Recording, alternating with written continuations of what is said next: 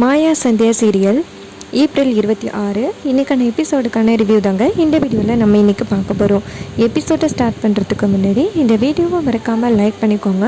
உங்களுடைய ஒவ்வொரு லைக்ஸும் அடுத்த வீடியோ போடுறதுக்கு எனக்கு கொஞ்சம் இன்ட்ரெஸ்டிங்காகவும் மோட்டிவேஷனாகவும் இருக்கும். எபிசோட் எப்படி ஸ்டார்ட் ஆகுதுன்னா பார்த்துக்கோங்க. நம்ம கார்த்திக் சார்கிட்ட பிரின்சிபல் சொல்கிறாங்க, இங்கே பாருங்கள் கார்த்திக் சார், நீங்கள் பேசுனது சரிதான், இருந்தாலும் அத்தனை பேருக்கு முன்னாடி ரகுராமை நீங்கள் அப்படி பேசியிருக்கக்கூடாது, இதனால் காலேஜோட ரெப்புடேஷன் ஏதாவது பாதிக்கப்படும் அப்படின்னு. அதுக்கு கார்த்தி சொல்கிறாரு, ஒருவேளை நீங்கள் மட்டும் கூட்டிகிட்டு போய் தனாவை காமிச்சிருந்தீங்கன்னா இந்நேரம் தனாவோட வாழ்க்கையே மாறி போயிருக்கும். ரகுராமோட ஃபேமிலி ரொம்ப ஆர்த்தடாக்ஸ் ஃபேமிலி. அவங்க பொண்ணுங்க ஸ்போர்ட்ஸ்க்கெல்லாம் எங்கேயுமே அனுப்ப மாட்டாங்க. அப்படி இருக்கையில் தனா ஸ்போர்ட்ஸ் விளையாடுறது வீட்டுக்கு மட்டும் தெரிஞ்சிச்சுன்னா ரொம்ப பெரிய பிரச்சனை ஆகியிருக்கும் அப்படின்னு. இதை கேட்டுட்டு பிரின்சிபல் செம்மையாக ஷாக் ஆகுறாரு. அப்போ பிரின்சிபல் சொல்கிறாரு, நல்ல வேளை தம்பி, நீங்கள் அந்த ரகுராம் தனாவை பார்க்க விடாமல் தடுத்துட்டீங்க. ஒருவேளை நான் கூட்டிகிட்டு போய் காமிச்சிருந்தா இந்நேரம் தனாவோட வாழ்க்கையே போயிருக்கும். இருந்தாலும் சொல்கிறேன், எத்தனை நாள் தான் அவங்க அப்பா கிட்டேருந்து இந்த விஷயத்தை மறைக்க முடியும்? எதுக்கும் நீங்கள் எல்லாரும் கொஞ்சம் பாதுகாப்பாக இருந்துக்கோங்க அப்படின்னு. அதுக்கு கார்த்திக் சாரும், சரிங்க நான் பார்த்துக்குறோம் அப்படின்னு சொல்ல பிரின்சிபல் அந்த இடத்துலேருந்து போகிறாரு. அப்போ நம்ம மாயா கார்த்தியை பார்த்து சொல்கிறாங்க, கார்த்திக் சார், நீங்கள் எங்கள் குடும்பத்துக்கு ஒரு மிகப்பெரிய உதவி பண்ணியிருக்கீங்க, ரொம்ப நன்றி அப்படின்னு. அதுக்கு கார்த்தி சொல்கிறாரு, எல்லாம் தனாவோட திறமையால் மட்டும்தான் நான் இப்படி பேசுகிறேன் அப்படின்னு சொல்ல நம்ம மாயாவும், சரி நான் போய் தனாவை கூட்டிகிட்டு வரேன் அப்படின்னு சொல்லிட்டு நேராக பிரின்சிபல் ஆஃபீஸ்க்கு போகிறாங்க. அப்போ நம்ம தனா கேட்குறேங்க, பிரின்சிபல் சார் இங்கே வெயிட் பண்ண சொன்னார், யாரோ ஒருத்தவங்க வராங்க அப்படின்னு, ஆனால் ஒருத்தரும் வரலையே அப்படின்னு. அதுக்கு மாயா சொல்கிறாங்க, அந்த கெஸ்ட் வந்துட்டு எப்போவோ போயிட்டாரு அப்படின்னு. இதை கேட்டுட்டு தனா கேட்குறாங்க, எதுக்காக வந்துட்டு போயிட்டாரு அப்படின்னு. அதுக்கு மாயா சொல்கிறாங்க, நீ ஒரு நிமிஷம் வெளியில் வா சொல்கிறேன் அப்படின்னு சொல்லிட்டு தனாவை வெளியில் கூட்டிகிட்டு வராங்க. அப்போ சீனுவும் மணியும் கேன்டீனில் உட்காந்துருக்காங்க. அப்போ நம்ம மாயா சொல்கிறாங்க, நல்ல வேலை இன்னைக்கு மட்டும் பெரியப்பா தனாவை இந்த உடையில் பார்த்துருந்தா அவ்வளோதான், தனாவோட வாழ்க்கையே போயிருக்கும் அப்படின்னு. அப்போ தனா சொல்கிறாங்க, ஆமாம் எங்கள் அப்பா மட்டும் என்னை பார்த்துருந்தா அவ்வளோதான் அப்படின்னு.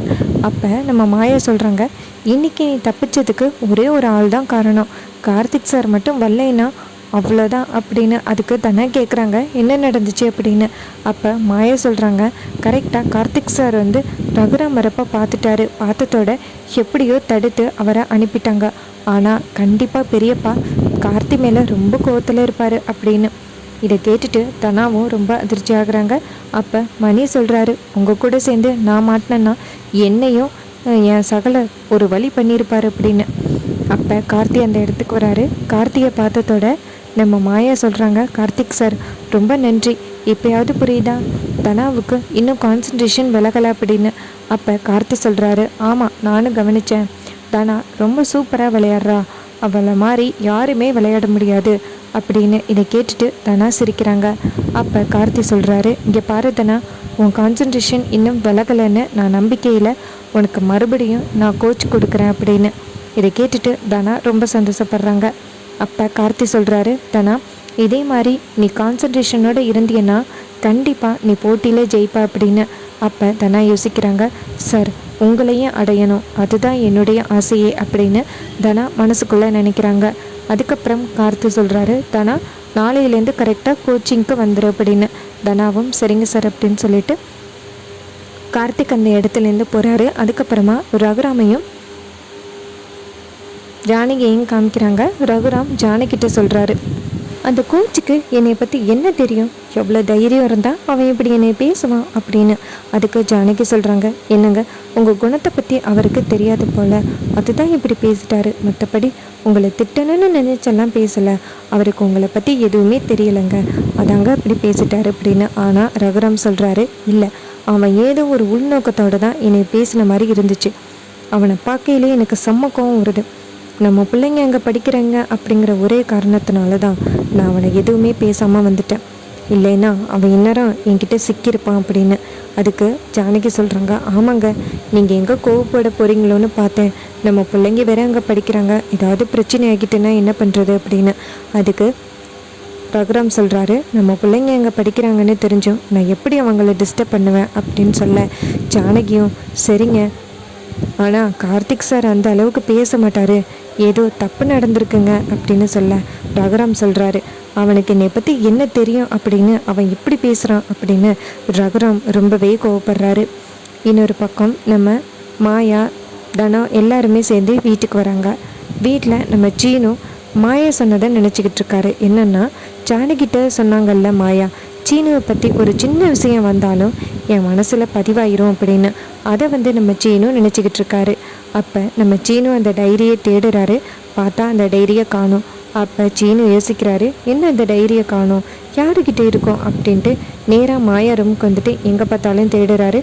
மாயா பாட்டு கேட்டுக்கிட்டு இருந்தவங்க ஹெட்ஃபோனை கைட்டு வச்சுட்டு என்ன வேணும் உனக்கு அப்படின்னு கேட்க, அதுக்கு சீனு சொல்கிறாரு, என்னுடைய டைரியை காணும், எடுத்தியா அப்படின்னு. அதுக்கு மாயா சொல்கிறாங்க, அதெல்லாம் நான் எடுக்கலையே அப்படின்னு. அந்த நேரம் சாரு வராங்க.